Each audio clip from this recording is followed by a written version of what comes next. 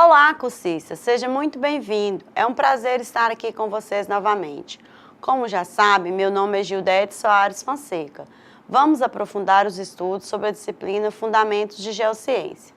Peço que em nossas aulas vocês estejam munidos de papel e caneta, para quando surgir alguma dúvida, vocês anotarem e depois postar no nosso fórum Tira Dúvida.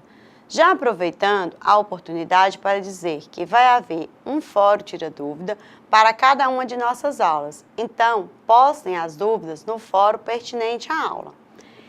E para que tenhamos um bom resultado, será necessária a dedicação de vocês nos estudos e atividades da sala virtual. Mas também é muito importante que vocês leiam o caderno didático, assistam os vídeos postados e participem dos fóruns de discussão. Vamos começar? Nas aulas anteriores, vimos como começou a formação do universo, do sistema solar e especialmente da Terra.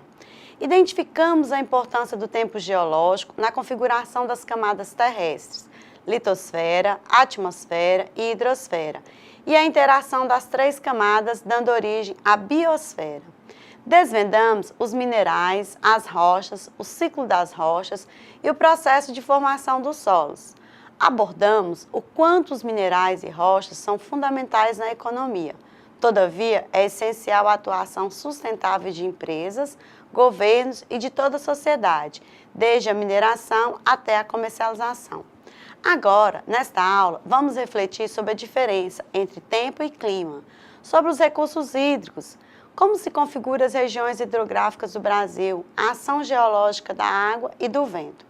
Para tanto, devemos estar atentos que o sistema terrestre funciona como uma grande máquina, ou seja, as características físicas, estrutura geológica, relevo, vegetação, hidrografia e clima estão todos integrados.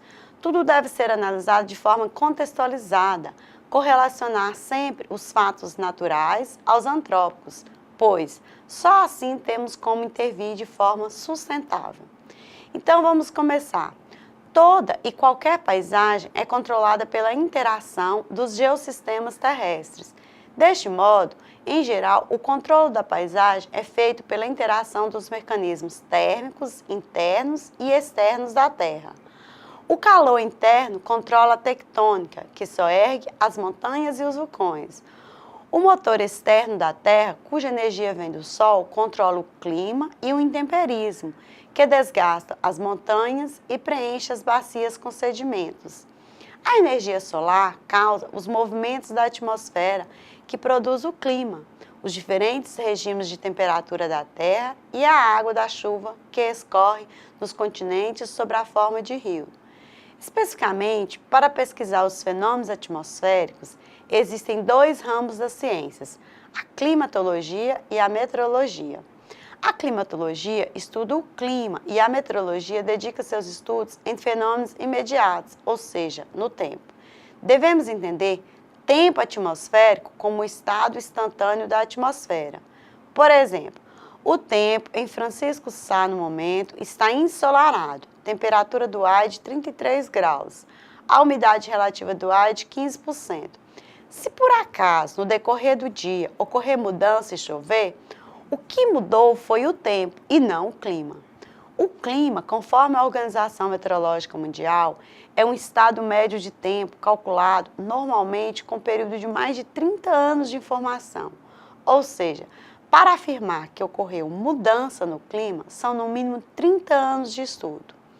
O melhor registro das variações climáticas durante o último meio milhão de anos foi obtido com os testemunhos de gelo perfurados nos mantos gelados da Antártica e da Groenlândia. Portanto, o clima é a descrição dos ciclos do tempo, em tempo das médias de temperatura e outras variações obtidas durante muitos anos de observação.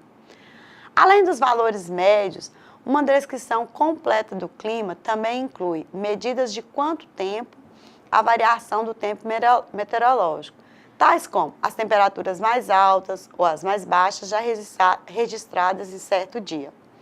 Os elementos climáticos variam no tempo e no espaço e são influenciados pelos fatores climáticos. Mas afinal, o que são os fatores climáticos? Os fatores climáticos são os agentes que determinam em cada ponto o regime vigente para cada elemento climático. Eles produzem determinados elementos, existindo então certas correlações entre os fatores e os elementos. O estado da atmosfera, isto é, o tempo em um determinado local durante um curto período, pode ser expresso pela combinação de várias grandezas físicas, tais como temperatura, a umidade do ar, a precipitação, o vento, a nebulosidade, entre outras. Essas grandezas apresentam propriedades e características particulares. Tais grandezas são denominadas elementos climáticos e o regime normal desses elementos é que define o clima da região.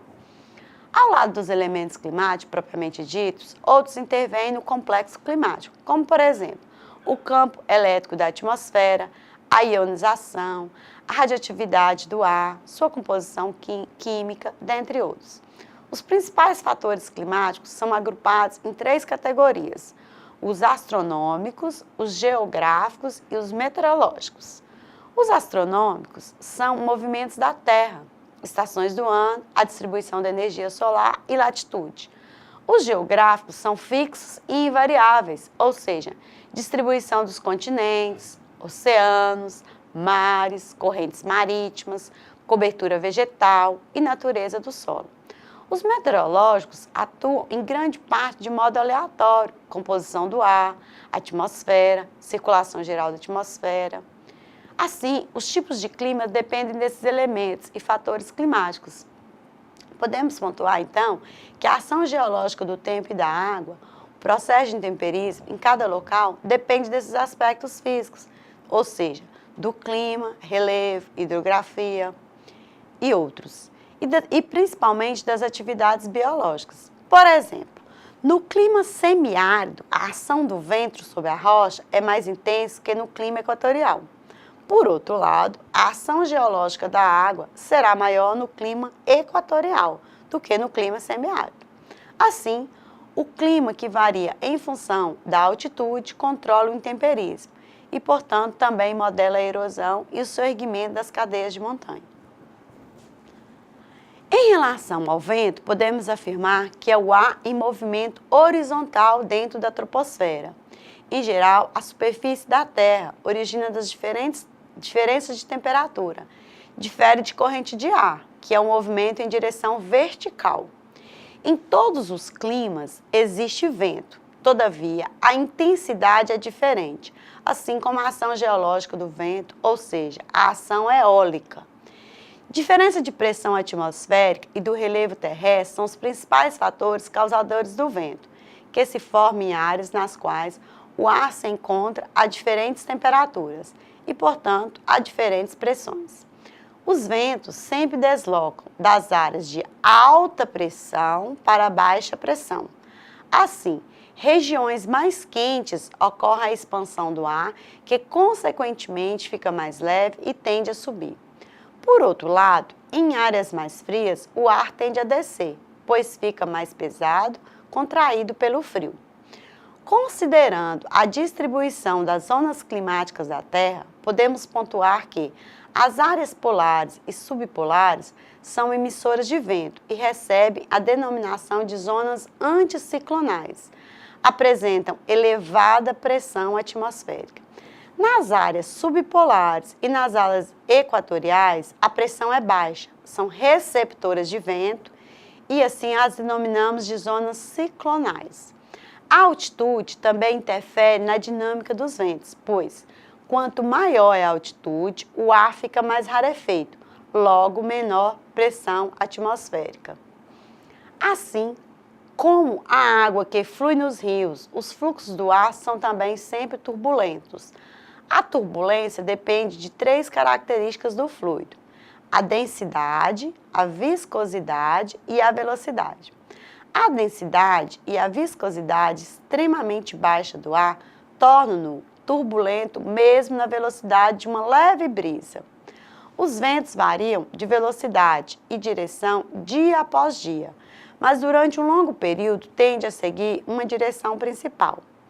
Nas latitudes temperadas, nas quais está inclusa a maior parte da América do Norte, Os ventos predominantes vêm do oeste e, por isso, são referidos como ventos do oeste. O clima temperado está localizado nas latitudes entre 30 graus e 60 graus norte e 30 e 60 sul.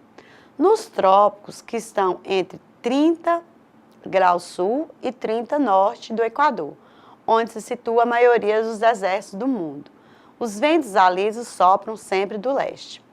Esses cinturões de vento surgem porque o Sol aquece a superfície terrestre mais intensamente no Equador, onde os raios solares são quase perpendiculares ao terreno. O Sol aquece a Terra menos rapidamente em latitudes altas e nos polos, pois ali os raios incidem obliquamente na superfície. O ar quente, que é menos denso que o frio, ascende no Equador e segue em direção aos polos, descendo gradualmente à medida que esfria. Já o ar frio e denso dos polos flui, então, de volta para a direção do Equador, surgindo um percurso próximo à superfície do globo. Assim, velocidade e força do vento depende da pressão, tanto no local de origem como no percurso.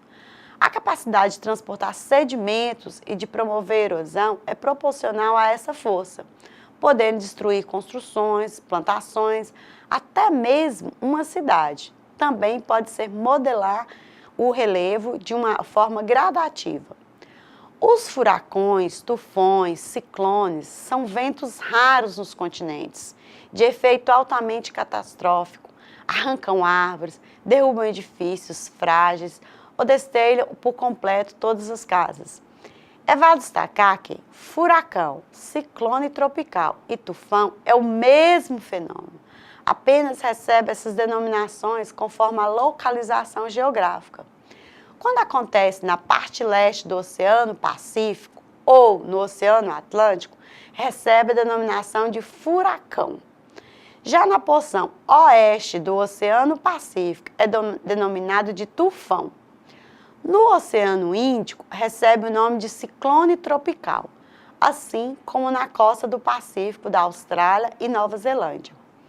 A velocidade do vento varia na escala de 1 a 5. Quanto maior a escala, maior também o poder de destruição.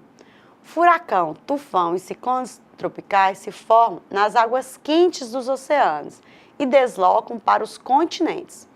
Já os chamados tornados são mais intensos, além do que se formam na terra, pois, quando se formam na água, recebe a denominação de tromba d'água. Apresenta o formato de um funil, por onde passa deixa um rastro de destruição. Com o avanço da tecnologia, aumentou muito o monitoramento dos ventos através do chamado sensoriamento remoto. Quando existe perigo, os pesquisadores alertam as autoridades competentes que organizam a evacuação das prováveis áreas atingidas. Portanto, é possível minimizar os danos materiais, e especialmente salvar vidas.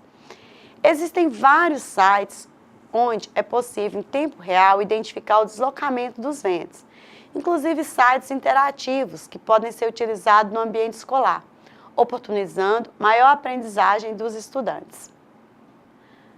O vento sozinho pouco pode fazer para erodir grandes massas de rocha dura expostas na superfície terrestre. Somente quando a rocha está fragmentada pelo intemperismo mecânico e químico, o vento consegue captar as partículas. Além disso, as partículas devem estar secas, pois os solos úmidos e as rochas fragmentadas úmidas são mantidas sempre junto pela umidade. Assim, o vento forte e seco dos climas áridos, onde qualquer umidade rapidamente evapora, erode mais efetivamente. A areia eólica é um agente natural, efetivo da abrasão que arredonda e erode afloramentos rochosos, matacões e seixas. À medida que as partículas do pó, silt, areia, soltam-se e estão secas, o vento as desprende e as carrega para longe, erodindo gradualmente a superfície do terreno num processo chamado deflação. A deflação, que pode escavar depressões rasas ou cavidades, ocorre em planícies secas e desertos, e em planícies de inundação fluvial e leitos de lagos temporariamente secos. Contudo, ela pode ser retardada pela vegetação bem estabelecida, até mesmo pela vegetação esparsa em áreas áridas e semiáridas. A deflação ocorre lentamente em áreas vegetadas, porque as raízes prendem o solo e os caules e interrompe a corrente de ar, protegendo a superfície do solo. A deflação funciona rápido, onde a cobertura vegetal está danificada, ou seja, naturalmente eliminada. Assim, age artificialmente pelo cultivo de edificações ou até mesmo, às vezes, por edificações de rodovias. O vento também é um agente de deposição, quando cessa. Ele não pode mais transportar a areia e o pó. Assim, o material é depositado em dunas. As dunas formam-se somente em lugares onde há um suprimento de areia solta disponível. Praias arenosas, ao longo de costas, depósitos arenosos de barros ou de planícies de inundação em valos fluviais e substratos compostos de formação de arenito em desertos. Outro fator comum na formação de dunas é a formação de vento. Nos oceanos e lagos, os ventos fortes sopram costa adentro para longe da água. Os ventos fortes, às vezes, de longa duração, são comuns também nos desertos. O vento não pode coletar facilmente materiais úmidos, de modo que a maioria das dunas é encontrada sempre em climas secos. A exceção é o cinturão de dunas ao longo da costa, onde a areia é tão abundante e seca e tão rapidamente assim o vento atua. As dunas podem formar-se mesmo em climas úmidos. Em tais climas, o solo e a vegetação começam a cobrir somente na interface interna da praia, de modo que o vento não coleta mais a areia. As dunas podem tornar-se estáveis e vegetadas quando o clima torna-se mais úmido e depois podem começar a mover-se de novo quando o clima fica seco ou árido. Existem evidências geológicas que mostram que durante as secas, há 2 ou 3 séculos passados, e mesmo antes, as dunas arenosas das terras altas ocidentais dos Estados Unidos e do Canadá foram reativadas e migraram ao longo das planícies. No que se refere à água, vamos relembrar que a hidrosfera abrange toda forma de água do planeta Terra.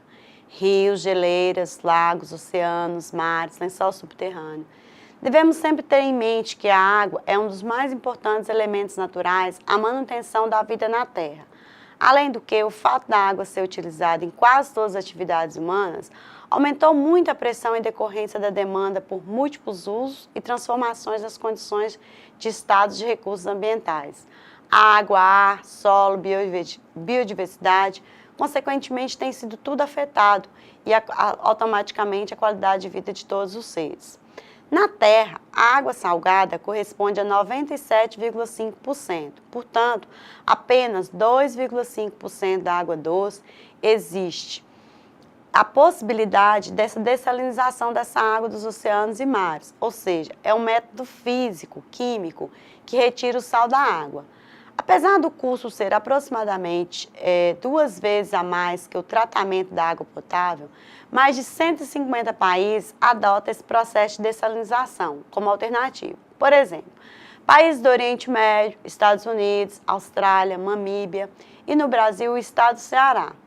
A poluição dos oceanos também onera ainda mais essa dessalinização. Outro problema ambiental é o destino de rejeitos produzidos por essa dessalinização. É importante lembrar a importância dos oceanos também como regulador térmico da Terra, ou seja, os oceanos absorvem os raios do Sol e liberam lentamente a energia armazenada. Sem eles, a temperatura seria ainda muito maior. O derretimento das calotas polares, que são compostas por água doce, tem reduzido a salinização das águas dos oceanos, atingindo especialmente as correntes marítimas, que alteram a temperatura. As consequências são aumento do volume de chuva em determinadas áreas e redução em outras, queda da temperatura em alguns locais e aumento de outros, coincidência até mesmo de incêndios. Por exemplo, a corrente do Golfo do México, que é quente, quando tem suas águas mais aquecidas, libera mais umidade, que desloca as massas de ar e provoca maior volume de chuva. Os fenômenos El Niño e Lanína ocorrem na corrente de Humboldt ou corrente do Peru, que tem como característica natural águas frias. O El Niño é um fenômeno atmosférico oceânico caracterizado pelo aquecimento anormal das águas superficiais do Oceano Pacífico. Ocorre a cada período de 3 a 7 anos e dura mais ou menos um ano. Seus efeitos podem afetar o clima regional e global, mudar os padrões de ventos no âmbito mundial, provocando assim os regimes de chuva em regiões tropicais e de latitudes médias. Os efeitos do El Niño podem ser calamitosos para os ecossistemas locais, que dependem da ressurgência de águas frias para o abastecimento de nutrientes. Além da perturbação na pesca do leste do Pacífico, eles também podem desencadear mudanças nos padrões de vento e chuva ao longo de grande parte do globo, precipitando inundações desastrosas ou, em outros locais, secas prolongadas, incêndios florestais, deslizamento de terra e propagação de doenças levadas pelas águas. A Lanína representa um fenômeno oceânico atmosférico com características opostas ao El Niño, ou seja, caracteriza-se pelo resfriamento anormal nas águas superficiais do Oceano Pacífico, da mesma corrente de Humboldt ou do Peru. Os eventos complementares desse resfriamento, conhecido como Lanína, são parte de uma variação natural de troca de calor entre a atmosfera e o Oceano Pacífico. Essa variação é conhecida como oscilação meridional El Niño. Alguns dos impactos da Lanína tendem a ser opostos ao do El Niño. Quanto à água doce existente na Terra, cerca de 68,9% encontra-se nas geleiras, calotas polares ou em regiões montanhosas. 29,9% são águas subterrâneas. 0,9% compõe a umidade do solo e pântanos e apenas 0,3% constitui a porção superficial da água doce presente em rios e lagos. Em muitos aspectos práticos, a hidrologia local, que é a quantidade de água existente numa região, é a forma como ela flui de um reservatório para outro. É mais importante que a hidrologia global. O fator que exerce a maior influência na hidrologia local é o clima, que inclui a temperatura e a precipitação. Em regiões quentes, onde as chuvas são frequentes durante todo o ano, o estoque de água superficial e subterrânea é abundante. Já em regiões áridas ou semiáridas, quentes, raramente se chove e a água, que é um recurso inestimável, é reduzido. As pessoas que vivem em climas frios contam com a água do degelo, da neve e das geleiras. Em outras partes do mundo, estações de chuvas intensas, chamadas monções, alteram-se com estações secas, nas quais a oferta de água cai nos solos, mas secam e a vegetação em geral murcha. A água é um elemento natural reciclável, sendo que o ciclo hidrológico representa o movimento contínuo da água em diferentes fases. O ciclo é totalmente dependente da energia solar, que provoca a evaporação das águas, ou seja, a passagem do estado líquido para o estado gasoso. O ciclo inicia-se com a evaporação, que se processa nos mares, rios, lagos e oceanos. Há também o vapor de água formado sobre o solo, aquele que libera a atividade biológica de organismos, principalmente das plantas, num processo denominado de evapotranspiração, onde realiza-se a transferência de energia. Na forma da água, na forma de vapor, a água mistura-se ao ar, sendo responsável pela umidade atmosférica. Quando o ar se esfria, o excesso de vapor se condensa, na forma de neblina, garoa ou em grandes altitudes, formando nuvens. O vapor condensado pode, dependendo da temperatura, formar gotas de chuva ou cristalizar-se em flocos de neve. Nas grandes nuvens, ocorre acúmulo de energia em forma de eletricidade, que são chamados raios. A chuva acontece quando o vapor da água atinge o seu ponto de saturação, alcançando tamanho e peso suficiente para precipitar, juntamente com a queda da temperatura. No momento em que as chuvas caem no solo, dois caminhos podem ser seguidos pelas gotículas de água. O primeiro é a infiltração, em que a água passa a preencher os vazios no solo e acumular-se para formar nascentes, regatos e rios. O outro caminho ocorre quando a capacidade de absorção da água pela superfície é superada e o excesso da água inicia o escoamento superficial. O ciclo hidrológico representa o movimento da água e serve como um sistema de fluxo cíclico da matéria entre as diferentes partes do planeta. A disponibilidade de água doce no planeta é totalmente desigual. Dependendo do ecossistema que compõe determinado território, esse terá grande disponibilidade de água ou não. Ao analisar a distribuição por continente, temos a seguinte distribuição. A América fica com 46%, a Ásia com 26%, a Europa com 15%, a África com apenas 9% e a Oceania com 4%. Países como Brasil, Canadá, parte da Rússia, Gabão, possuem água em abundância. Já grande parte da China, Índia, os países do Oriente Médio e a maioria dos países da África padecem com escassez e irregularidade hídrica. O acesso à água potável é um dos fatores fundamentais para o desenvolvimento socioeconômico. A escassez leva à redução de espaços de vida, perda global da produtividade agrícola, da biodiversidade aquática e terrestre. Para Smith, 2008, página 122, o acesso à água potável e saneamento eficiente é um dos requisitos básicos para viver de modo sustentável.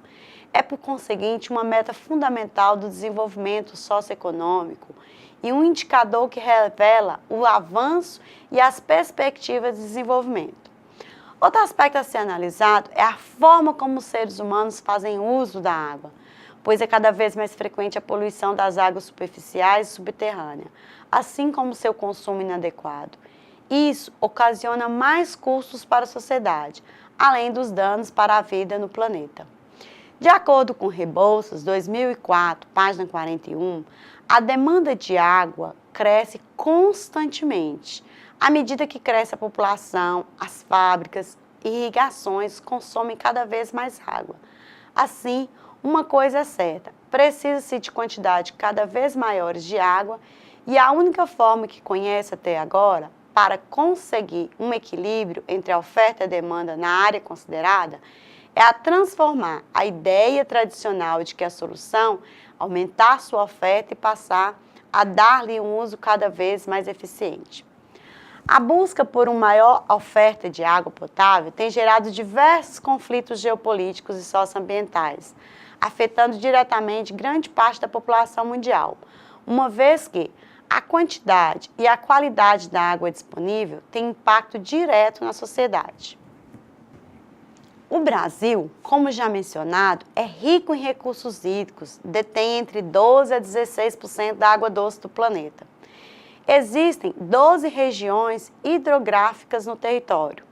A região hidrográfica amazônica, a região hidrográfica Atlântico-Leste, região hidrográfica Atlântico-Nordeste Ocidental, região hidrográfica Atlântico-Nordeste Oriental, região hidrográfica Atlântico-Sudeste, região hidrográfica Atlântico-Sul, região hidrográfica do Paraguai, região hidrográfica do Paraná, região hidrográfica do Parnaíba, região hidrográfica do São Francisco, região hidrográfica Tocantins-Araguaia e a região hidrográfica do Uruguai.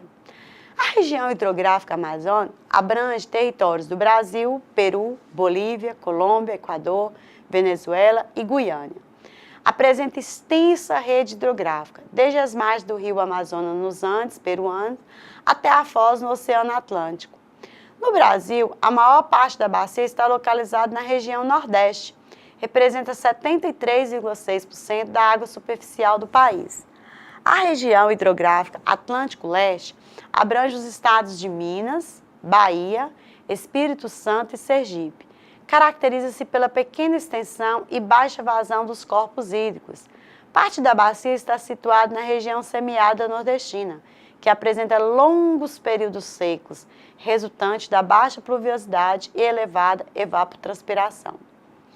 A região hidrográfica Atlântico-Nordeste Ocidental situa-se numa região de transição entre o Nordeste semiárido e a Amazônia úmida. Abrange o estado do Maranhão e do Pará.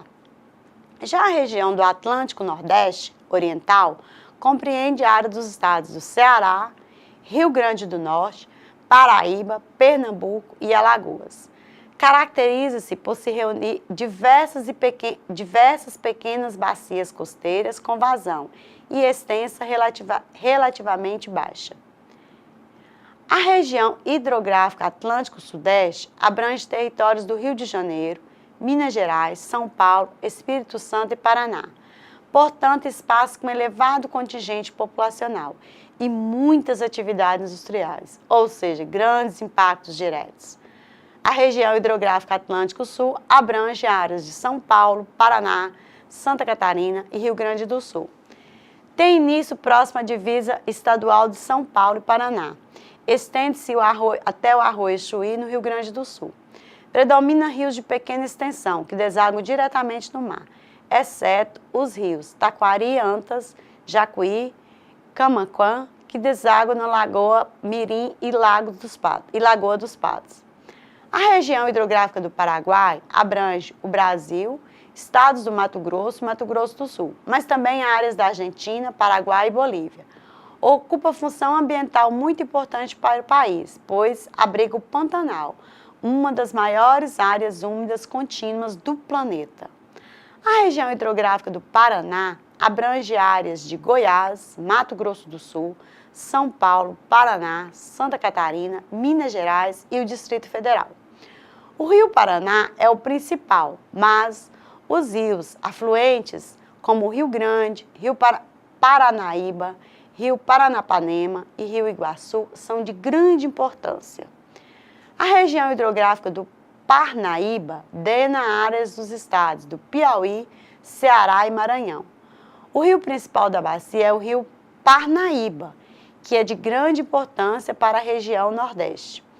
A região Tocantins-Araguaia abrange Tocantins, Mato Grosso, Pará, Maranhão e o Distrito Federal. É importante para o desenvolvimento econômico do país, pois está em uma área de grande expansão agrícola e tem um grande potencial hidroenergético. Áreas de Santa Catarina, Rio Grande do Sul e uma porção do Uruguai e da Argentina são drenadas pela região hidrográfica do Uruguai. Apresenta um potencial para atividades agroindustriais e hidrelétricas, colaborando para o crescimento econômico do Brasil e dos demais países. A região hidrográfica do São Francisco compreende áreas de Minas Gerais, Bahia, Pernambuco, Sergipe, Alagoas, Goiás e do Distrito Federal. Desempenha importante papel nacional pelo potencial hídrico, na geração de energia elétrica e por banhar o sertão semiárido nordestino, caracterizado pelo baixo desenvolvimento socioeconômico, em função dos longos períodos de estiagem. O Rio São Francisco tem uma extensão de 2.700 quilômetros, desde sua nascente na Serra da Canastra, no município de São Roque de Minas, até a foz no Oceano Atlântico, entre os estados do Sergipe e Alagoas. Podemos pontuar que os recursos hídricos no Brasil são distribuídos de forma desigual, além de estarem seriamente ameaçados. Os principais fatores que impactam as bacias hidrográficas do Brasil são urbanização sem planejamento, poluição por dejetos domésticos, industriais, agrotóxicos, desmatamento das matas ciliares, manejo inadequado do solo, atividades mineradoras, lançamento de esgoto, uso abusivo de defensivos químicos, disposição irregular de lixo nos corpos hídricos, entre outros. Assim, as constantes agressões aos recursos hídricos tornam cada vez mais viável garantir água em condições de uso para as próximas gerações, apesar de que o futuro da sociedade está amplamente ligado ao uso eficiente da água. Um dos desafios recai sobre o tratamento dos esgotos lançados nos corpos hídricos que percorrem as cidades. Ou seja, aumentar a construção das estações de tratamento de esgoto pode ser uma alternativa. A baixa eficiência das empresas prestadoras de serviços de abastecimento, captação, tratamento de água e esgoto contribui para que o uso sustentável da água seja algo praticamente inatingível, uma vez que não cumpre, em muitos casos, as definições previstas na legislação. No entanto, condicionando a uma série de fatores, o uso eficiente da água dependerá muito da importância que a sociedade dá a ela. deve ser compatível tanto quantitativamente quanto qualitativamente entre a disposição e a procura pela água. Toda a humanidade faz uso múltiplo dos recursos hídricos. Cabe a cada indivíduo minimizar os impactos negativos que afetam as águas do planeta, assim como os que alteram o ciclo hidrológico e a qualidade. Podemos pontuar que faz-se necessária a adoção de gestão que adeque à realidade de cada bacia hidrográfica, ou seja, uma gestão local com foco na educação sanitária e ambiental da sociedade. Nas últimas décadas, para suprir essa demanda crescente, tem feito várias aberturas de poços tubulares de forma irregular, aspecto que tem contribuído para a diminuição da vazão dos lençóis subterrâneos. A água subterrânea forma-se quando as gotículas de chuva se infiltram no solo e em outros materiais superficiais não consolidados, penetrando até mesmo em rachaduras e fendas de substrato rochoso. Ela é extraída pela perfuração de poços e bombardeada para a superfície. Os perfuradores de poços de regiões com clima temperado sabem que é mais provável encontrar um bom estoque de água se furarem as camadas de areia ou arenito, não muito profunda em relação à superfície. A erosão pela água subterrânea em terrenos de calcários úmidos produz o chamado relevo kárstico, como cavernas, dolinas e rios, que desaparecem. O aquecimento das águas meteoricas que percolam em zonas profundas, causadas por corpos magmáticos, origina a circulação que conduz a água hidrotermais para a superfície, como os geysers e fontes quentes. As grandes profundidades da crosta, as rochas contêm quantidade extremamente pequena de água, porque sua porosidade são significativamente reduzida. Essa extrema redução da porosidade resulta no intenso peso das rochas sobrejacentes. As águas subterrâneas são essenciais para a sobrevivência das futuras gerações, sendo essencial o uso racional delas. Para aprender mais sobre as águas superficiais do Brasil, vejam os vídeos nomeados Aquífero Alter do Chão, que fica na região norte do Brasil, e o Aquífero Guarani, localizado em estados do sul e do sudeste do Brasil, além de estender a outros países como Paraguai, Argentina e Uruguai. Os vídeos estão na sala. Quanto à ação geológica da água superficial, podemos pontuar que é o principal modelador do relevo terrestre. Se configura pela ação das águas de chuva, pluvial, as águas de rios, fluvial, águas de lagos, lacustre, águas marítimas ou a ação das águas glaciais, gelo. Assim, as principais ações geológicas das águas superficiais são ação erosiva, cachoeiras, transporte de materiais e depósitos fluviais.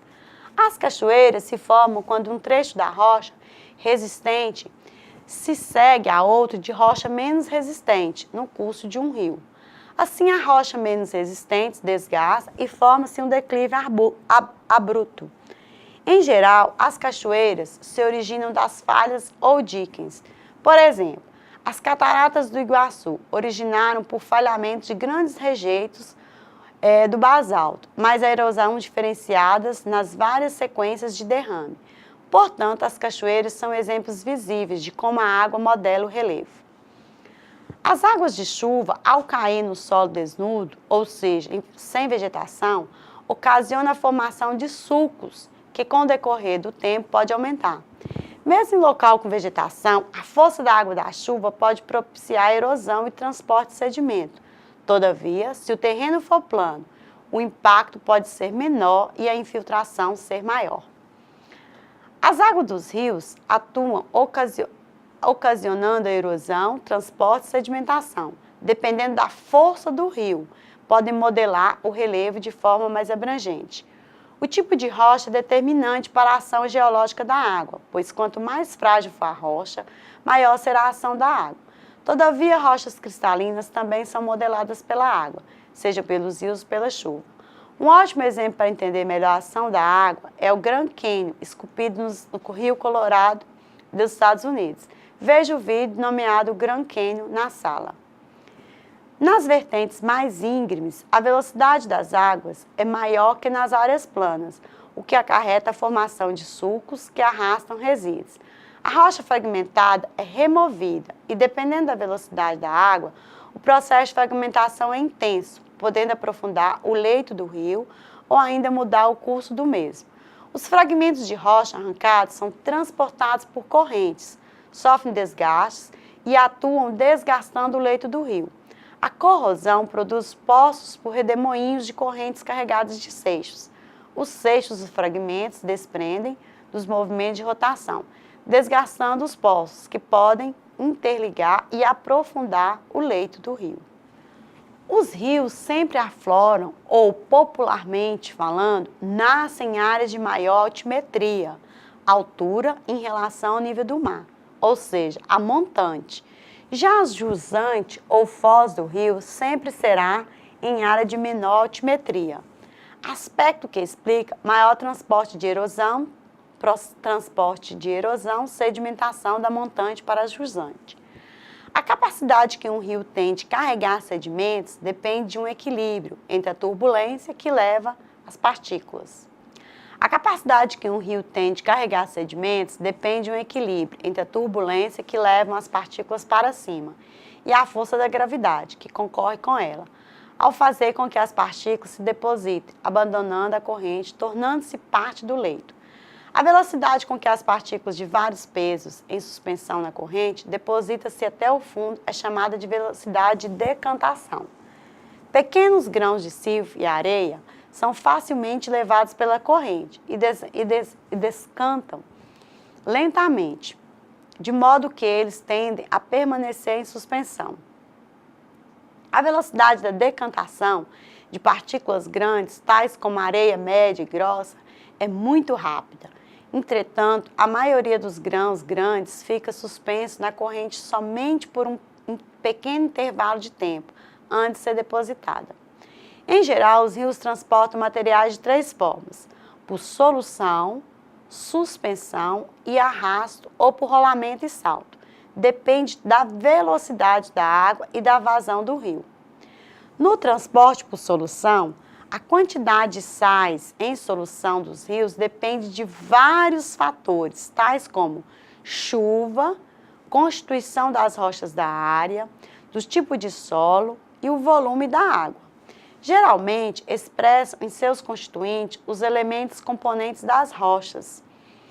Anualmente, os rios levam para os oceanos e mares toneladas de sais dissolvidos. Grande parte desse se precipita, formando as rochas de origem química, e parte é aproveitada por seres vivos, que também acabam por constituir rochas quando morrem. No transporte por suspensão, os rios transportam substâncias sólidas em suspensão e compostos como os hidróxidos de ferro, hidróxido de alumínio, argila, sílica e colóides, organismos orgânicos por suspensão colodal. As partículas sólidas são transportadas conforme a velocidade de um rio, que aumenta de acordo com a pluviosidade e o gradiente e largura. Quando as águas dos rios não têm competência mais para transportar o material sólido, elas se depositam em parte no fundo do rio. Inicialmente, os mais grosseiros, passando por intermediários e finalmente os mais finos. As argilas e materiais colodal depositam-se após chegarem ao mar, geralmente distante da costa. No transporte por salto, os seixos e blocos, que constituem a menor porcentagem de carga total, rolam o salto com maior ou menor velocidade, dependendo da velocidade das águas, da declividade ou da irregularidade do terreno. Quando esses materiais se depositam, formam-se os leitos de cascalho, geralmente alongados no sentido da corrente. Os seixos arredondados e achatados ficam depositados com a parte plana, indicando a direção da montante, indicando segundo a direção da corrente, imbricados como telhas de um telhado. Um dos principais meios que um rio utiliza para fragmentar e erodir a rocha é a lenta abrasão.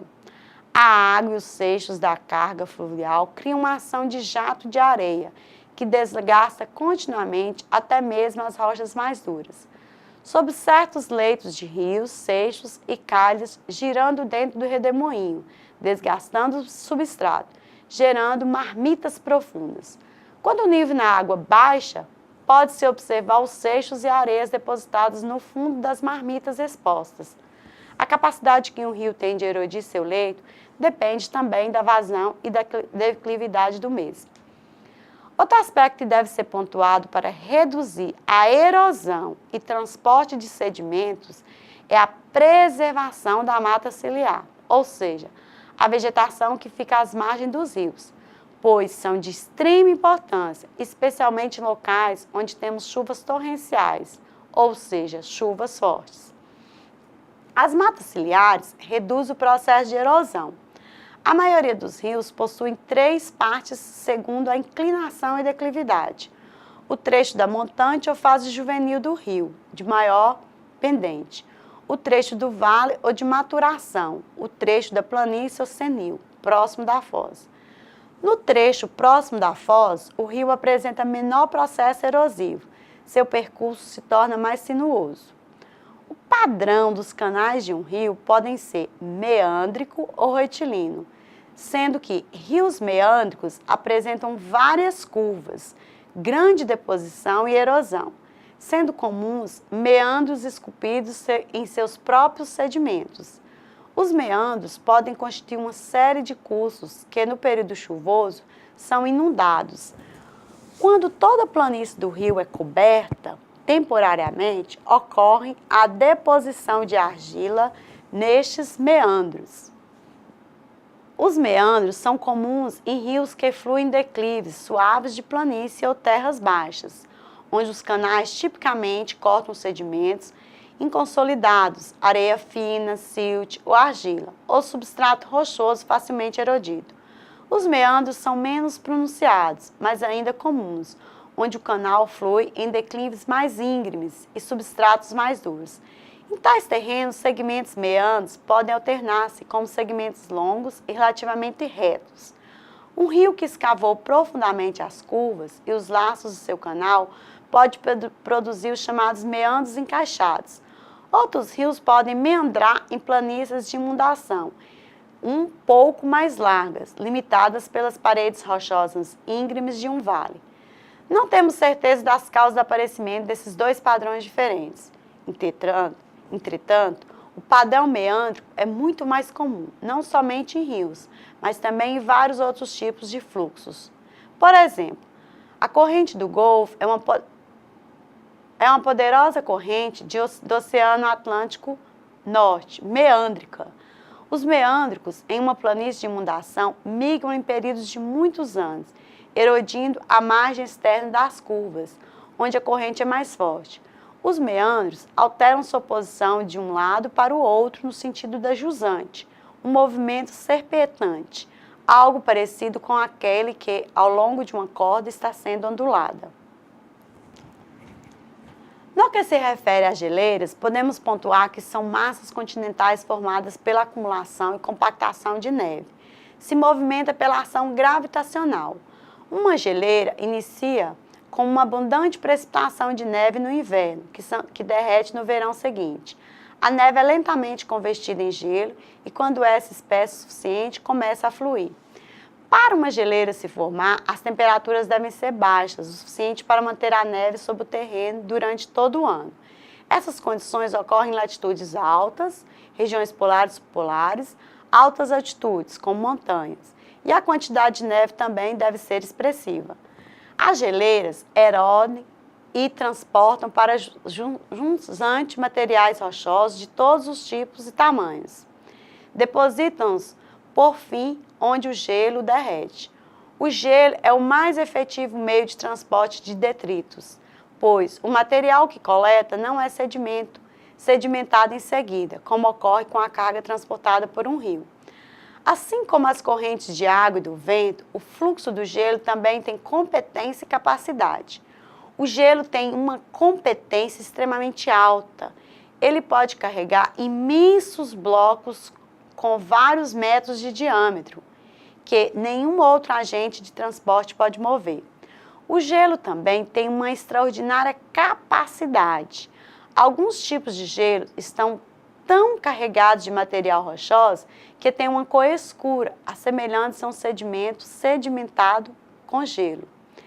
Quanto ao gelo glacial se derrete, deposita uma carga heterogênea, pobremente selecionada, de matacões, seixos, areias e argila.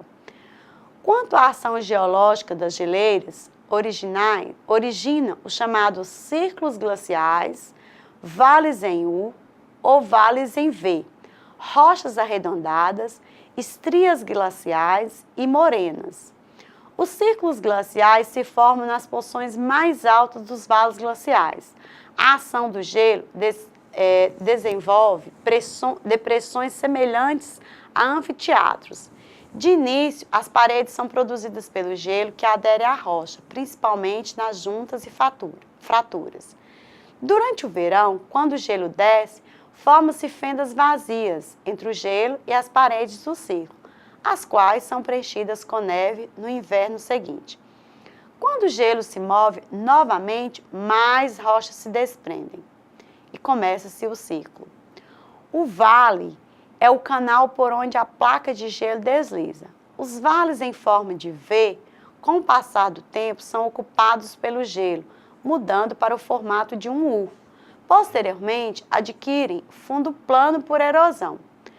Quando há confluência de duas geleiras de vale, o que ocupa o vale principal afunda mais o terreno porque seu volume de gelo é maior do que o tributário.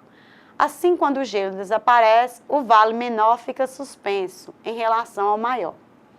As chamadas rochas arredondadas se formam pela ação da geleira sobre a superfície da rocha, principalmente rochas mais duras. Deixam-as lisas e, por vezes, estriadas, devido aos seixos contidos no gelo. Essas rochas arredondadas parecem carneiros deitados. Os seixos contidos na massa de gelo também ficam estriadas e ficam com o formato de um ferro de passar roupa. As chamadas estrias glaciais resultam da ação dos fragmentos rochosos incorporados à geleira que atuam sobre a superfície do terreno, ou mesmo parede de vale. As chamadas morenas é o processo de depósito gerado pela ação da corrente da água do gelo. Uma morena é uma acumulação de material rochoso, arenoso e argiloso, carregado pelo gelo e depositado como til, que é um depósito sedimentar. Existem muitos tipos de morenas, cada qual denominado de acordo com a posição e feição que a geleira originou. Existem as morenas de fundo, frontal, lateral, terminal, mediana. Antes da glaciação, um rio montanhoso entalha um vale no formato de V. Durante a glaciação, formam-se os círculos. A geleira, ao mover-se para baixo a partir do seu ciclo, origina o vale em U. Quando o gelo derrete e retrai, o vale tributário é deixado como um vale suspenso e o vale em U pode ser inundado pela água do mar, formando o que nós chamamos de fiord. A ação geológica das águas dos mares e oceanos também apresenta grande importância no modelado do relevo litorâneo, especialmente das ilhas. A abrasão marinha representa a ação das águas dos mares e oceanos no relevo, formando as falésias. No oceano global, a composição química geral da água do mar, água salgada dos oceanos e mares, é surpreendentemente constante de ano após ano, de lugar para lugar. Esse equilíbrio mantido pelos oceanos é determinado pela composição geral das águas dos rios, que adentram, pela composição de sedimentos levada até eles e pela formação dos novos sedimentos no próprio oceano. Finalizando nossa aula, enalteço que tanto a água como o vento atuam naturalmente no modelado do relevo. Todavia, a ação humana pode acelerar o processo, causando maiores danos. Ressalto também a importância de cada um ser um multiplicador no sentido de sensibilizar o próximo para a importância do uso racional dos recursos hídricos. Pensar no bem comum, na coletividade, para as atuais gerações e para as que virão. Desenvolver ações que vão, de fato, ocorrer uma interação homem com a natureza e não apenas a apropriação dos recursos disponíveis na natureza.